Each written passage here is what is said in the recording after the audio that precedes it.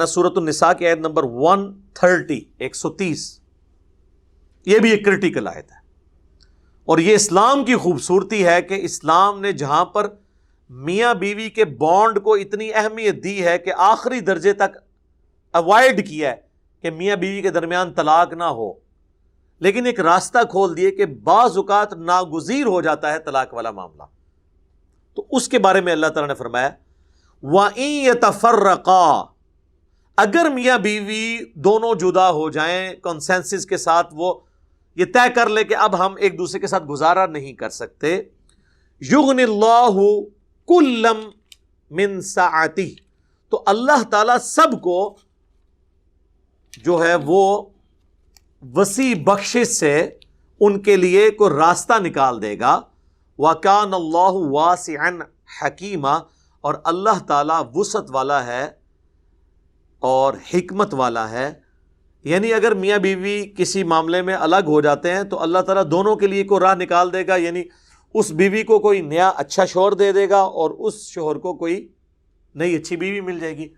یعنی اگر یہ نظر آ رہا ہے کہ رشتہ نبھنے والا نہیں ہے تو زبردستی وہ رشتہ آپ نے نبھانا نہیں ہے، اور ہمارے معاشرے میں یہی ہوتا ہے، اکثر آپ سنتے ہیں جناب 20 سال بعد طلاق ہو گئی، 30 سال بعد طلاق ہو گئی، کیوں؟ وہ رشتہ داروں کے پریشر کی وجہ سے رشتہ چل رہا ہوتا ہے، یا اولاد کی وجہ سے کمپرومائز کرنے کی وجہ سے چل رہا ہوتا ہے، تو شروع ہی میں علیحدگی اختیار کر لینی چاہیے اگر آپ کو یہ نظر آ رہا ہے کہ یہ معاملات آگے نہیں چل رہے۔ لیکن وہ بات اپنی جگہ موجود ہے، سنن ابی داؤد میں حدیث ہے کہ اللہ تعالیٰ کو حلال چیزوں میں سب سے ناپسندیدہ طلاق ہے حلال اس لیے کہ بعض اوقات واقعی ضرورت پڑ سکتی ہے۔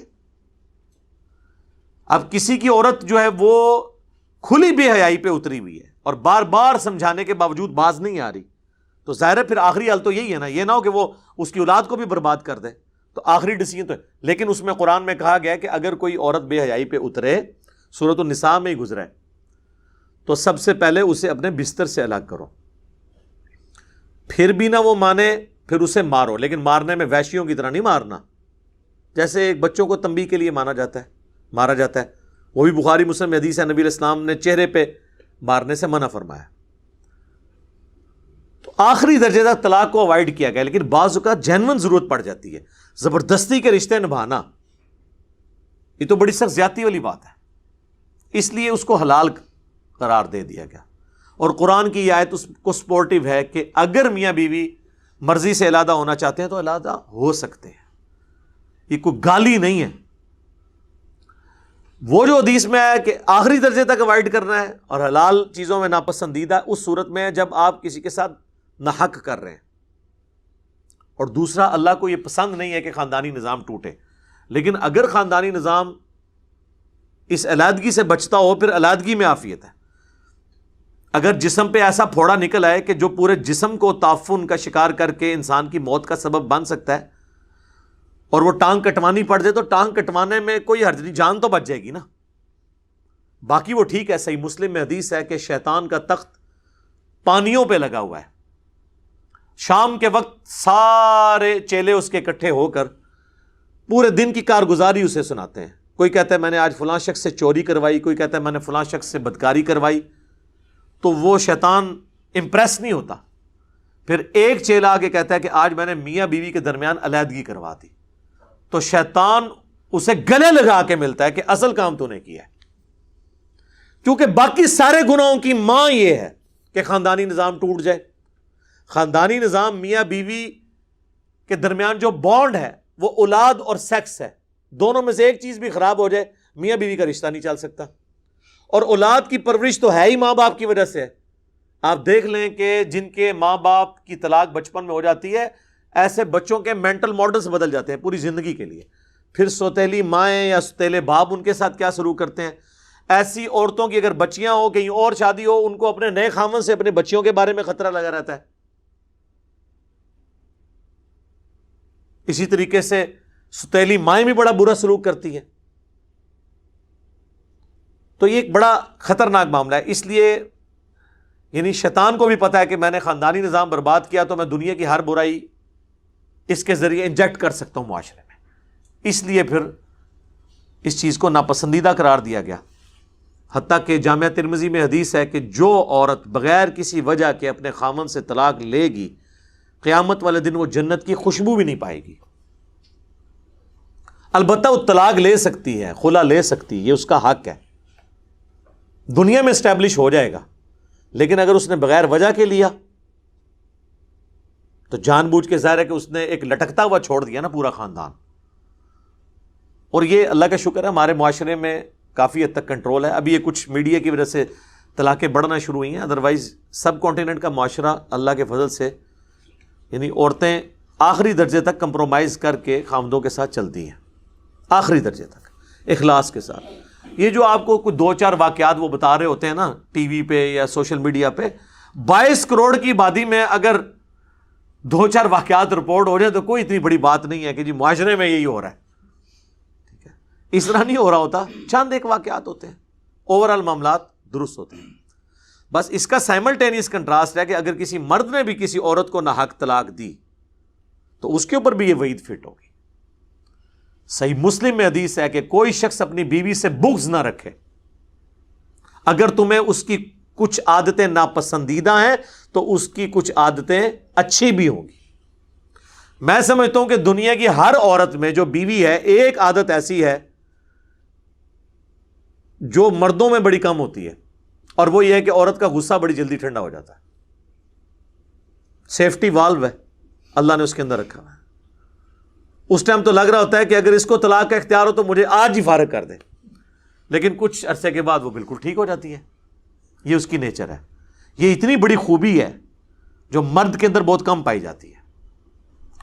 مرد اپنے صبر کی وجہ سے معاملات کو لے کے چلتا ہے، لیکن عورت جو ہے وہ اتنی جذباتی نیچر کی ہے کہ وہ تو اس وقت فوراً کر گزرے، اس لیے اللہ تعالیٰ نے طلاق کا حق مرد کو دیا ہوا ہے، ادروائز تو روزانہ طلاق ہو جائے۔ لیکن دوسری طرف آپ دیکھیں مرد اپنے دل کے اندر پرانی باتیں بھی غصہ رکھتا ہے، لیکن عورت وہ چیزوں کو وقت کے ساتھ بھلا دیتی۔ اب کوئی پھپے کٹنی عورت ہے نا، اس کا تو علاج نہیں ہے۔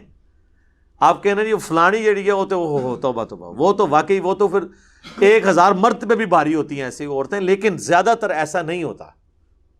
زیادہ تر عورتیں اپنے خاوندوں کے ساتھ مخلص ہوتی ہیں اور کمپرومائز کرتی ہیں۔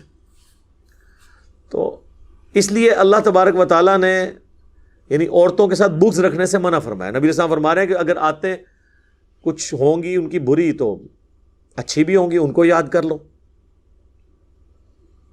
بخاری مسلم دونوں میں حدیث ہے کہ عورت کے ساتھ اپنی بیوی کے ساتھ ہمیشہ خیر و بھلائی سے پیش آتے رہو۔ تو جی کیٹاگوریکل حکم ہے، اور اسے سیدھا کرنے کی کوشش نہ کرو۔ یہ آدم کی ٹیڑھی پسلی سے پیدا ہوئی ہے، اسے اگر سیدھا کرنے کی کوشش کرو گے تو توڑ بیٹھو گے، اور اسے توڑنا اسے طلاق دینا ہے۔ اس سے نفع حاصل کرو اور ہمیشہ خیر و بھلائی سے پیش آتے رہو، پازیٹیو اینڈ پہ کھڑے رہو۔ حتیٰ کہ بخاری اور مسلم میں ایک اور حدیث ہے، اللہ کے محبوب صلی اللہ علیہ وآلہ وسلم نے فرمایا میں نے اپنی امت کی عورتوں کو کثرت کے ساتھ جہنم میں دیکھا ہے۔ صحابہ نے پوچھا کیوں؟ فرمایا اپنے خاوندوں کی ناشکری کرنے کی وجہ سے۔ پھر حضور نے فرمایا کہ یہ یہاں تک ناشکری کرتی ہیں کہ اگر ان کا خاوند پوری زندگی ان کے ساتھ خیر و بھلائی کرتا رہے اور کبھی کوئی ناگوار چیز خاوند سے انہیں پہنچے تو یہ کہتی ہیں کہ جب سے تیرے عقد میں آئی ہوں میں نے خیر کا ایک دن بھی نہیں دیکھا۔ یہ حدیث بخاری مسلم دونوں میں ہے۔ تو سر یہ حدیثیں اگر آپ کو پتہ ہو نا تو آپ کو بیویوں کی حرکتوں کے اوپر غصہ نہیں آئے گا، ہنسی آئے گی کہ بالکل حضور نے بھی یہی کہا تھا۔ ہوتا ہے، ہم تو اللہ کے فضل سے کئی دفعہ اس تجربے سے گزرے ہیں، ٹھیک ہے، تو سب لوگ گزرتے ہیں۔ تو پھر جب کوئی اس طرح بیوی کسی کے ساتھ کر رہی ہو نا تو اس کو چاہیے وہ کہ صدق رسول اللہ، یا رسول اللہ آپ نے سچ کہا تھا۔ ایسے ہی ہوتا ہے، لیکن یہ وقتی طور پہ ہوتا ہے۔ آپ دیکھیں حضور نے کہیں ترغیب یہ نہیں دلائی ہے کہ ایسی عورت کو چھوڑ دو، فرمایا یہ عورتیں ایسی ہوتی ہیں ان کے ساتھ اس طریقے سے گزارا کرو۔ اور عورتوں کو کہا کہ تمہیں میں نے جہنم میں کثرت میں دیکھا ہے۔ ایک اور حدیث ہے بخاری اور مسلم کی، اس میں الفاظ ہیں کہ تم اپنی زبان سے اپنے شوہروں کو تکلیف دیتی ہو، اے عورتوں زیادہ سے زیادہ صدقہ کرو تاکہ تم جہنم سے بچ سکو، میں نے کثرت کے ساتھ تمہیں جہنم میں دیکھا ہے اپنے خاوندوں کے ساتھ ناشکری کرنے کی وجہ سے۔ اسی لیے تو حضور نے فرمایا تھا، سنن ابی داؤد میں حدیث ہے کہ اگر میں سجدہ جائز سمجھتا تو عورتوں سے کہتا کہ اپنے خاوندوں کو سجدہ کریں، اس حق کے سبب جو اللہ نے ان کو دیا ہے. لیکن اس کا یہ مطلب نہیں ہے کہ اب خاوند جو ہے وہ زبردستی اس کے ساتھ کرنا شروع کرے گا, اس پہ ظلم کرنا شروع کر دے گا, نہیں. جامعہ ترمذی میں حدیث ہے, اللہ کے محبوب صلی اللہ علیہ وآلہ وسلم نے فرمایا تم میں سب سے بہتر وہ ہے جو اپنے گھر والوں کے لیے بہتر ہے. ہم نے تو یہ دیکھا ہے کہ جتنے دنیا میں لوگ با اخلاق ہیں نا, مشہور ہیں کہ جی کیا اخلاق ہے, گھر میں اتنے بڑے وہ کتا نیچر کے لوگ بنے ہوتے ہیں, یعنی کتے سے بھی زیادہ ان کی زبان سخت ہوتی ہے. میرے لیے باہر جتنی سن کے آتے ہیں نا, وہاں لوگوں کے سامنے رکھ رکھا انہوں نے رکھا ہوتا ہے, لوگ ہماری تعریف کرتے رہے, اور سارا باہر والوں کا غصہ آ کے بیوی بچوں پہ نکالتے ہیں. یہ کوئی کمال نہیں ہے. کمال یہ ہے کہ آپ اپنے گھر والوں کے لیے ٹالرنس شو کریں. یہ مشکل کام ہے, اور انسان اپنے گھر میں ہی پتہ چلتا ہے جب اپنے بیوی بچوں کے ساتھ کیا سلوک ہے, تو اس کا کریکٹر وہاں پہ پتہ چلتا ہے کہ وہ کتنا خوش اخلاق ہے, کتنا دین پہ چلنے والا ہے. باہر تو سارا بناوٹی ہوتا ہے نا, لبادے اڑے ہوئے ہوتے ہیں, وہ تو آپ جو مرضی کروا لیں. اسی طریقے سے ایک حدیث ہے بخاری اور مسلم میں, پریکٹیکل. سیدہ عائشہ کہتی ہیں کہ ایک دن مسجد نبوی کے اندر حبشی جو ہیں وہ نیزوں کے ساتھ پریکٹس کر رہے تھے, کھیل رہے تھے مسجد کے اندر. تو میں نے حضور سے خواہش کا اظہار کیا, یا رسول اللہ میں نے یہ کھیل دیکھنا ہے.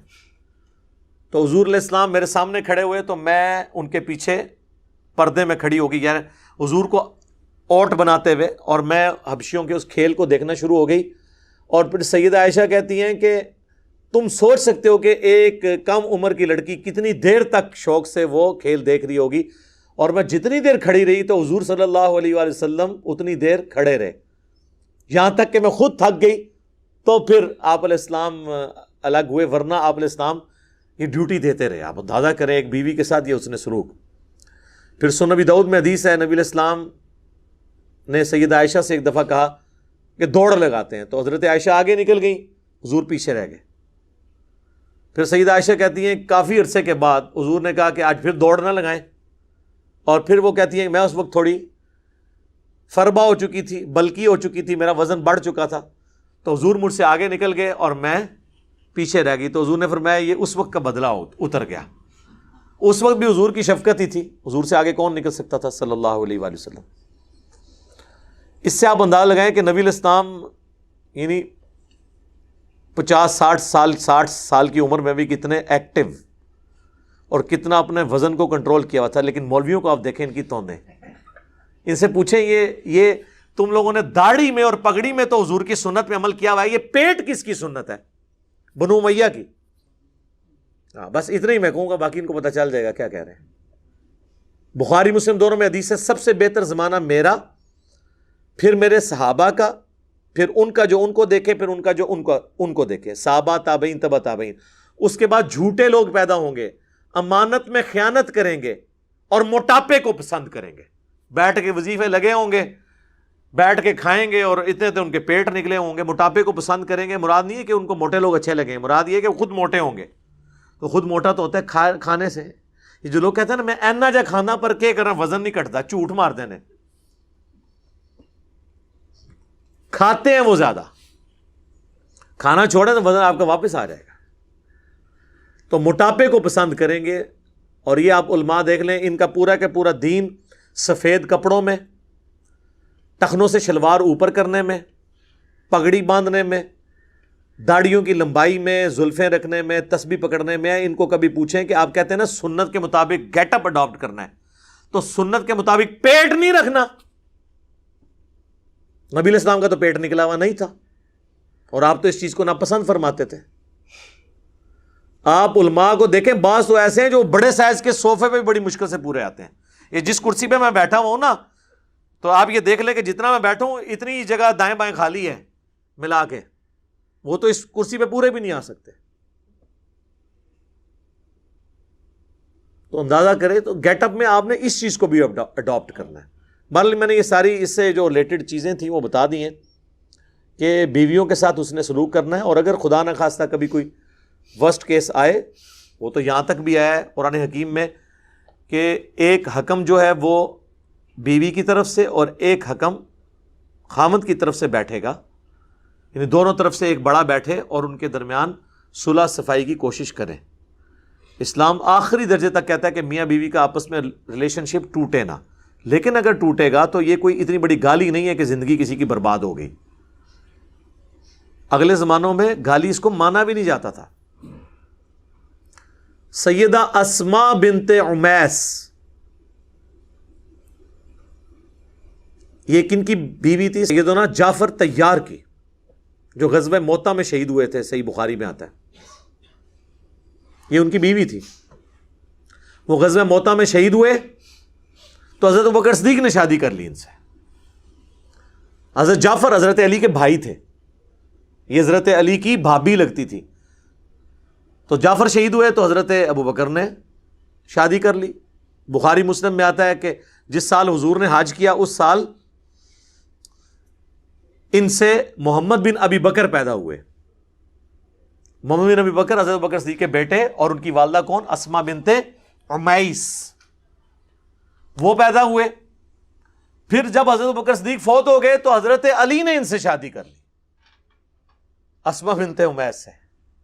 اور پھر محمد بن ابی بکر کی پرورش حضرت علی نے کی. اسی لیے جنگ جمل میں حضرت علی کی طرف تھے حضرت محمد بن ابی بکر، بیٹے حضرت بکر کے تھے، لیکن پرورش چونکہ ان کی والدہ نے ان کے ساتھ نکاح کر لیا تھا.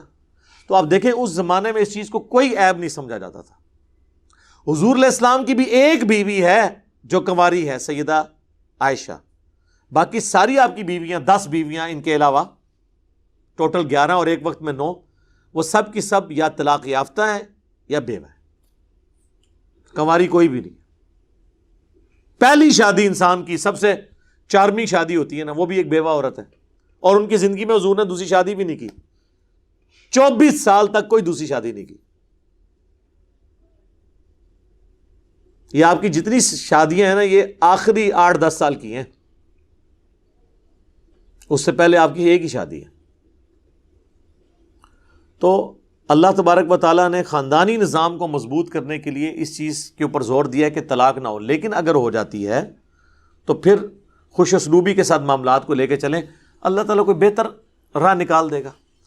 اسی کو سپورٹیو حدیث ہے صحیح مسلم میں، ام سلمہ سلام اللہ علیہا کہتی ہیں کہ جب ابو سلمہ میرے خامند فوت ہوئے تو میں بڑی دکھی تھی، لیکن حضور نے ایک دعا سکھائی تھی، وہ میں نے پڑھ لی، انا للہ و انا الیہ راجعون. یہ تو سورۃ البقرہ میں بھی حصہ آتا ہے.